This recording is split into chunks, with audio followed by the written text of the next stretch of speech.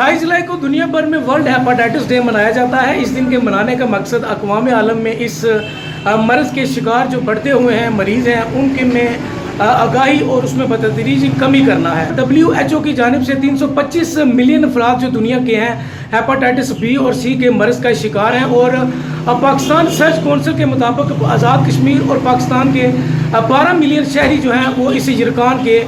मर्ज़ का शिकार हैं। जो माहिरीन बताते हैं इस मर्ज़ के बढ़ने की जो बड़ी वजह है वो गंदा खाना और मुज़र सेहत आलूदा खाना खाना है और उसके अलावा पानी है, जो गंदा पानी और मुज़र सेहत पानी पीना है। तो हुकूमत की जानिब से साफ़ पानी मुहैया करने की स्कीमें और वाटर सप्लाई की स्कीमें तो बेतहाशा मौजूद हैं, लेकिन जो इंटरनेशनल और मकामी फलाई तंजीमें हैं अगर वो फिल्ट्रेशन प्लांट पूरे आज़ाद कश्मीर जो जिसकी आबादी 45 लाख से ज़ायद है, 10 अजला पर ये मुहित है और 19 इसके बड़े शहर हैं, अब वो वहाँ पर फिल्ट्रेशन प्लांट ना लगाती और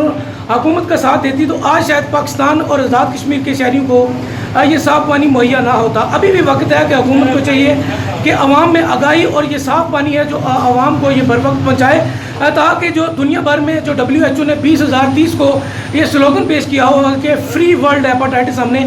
देनी है, उस दौड़ में हम शामिल हो सकें।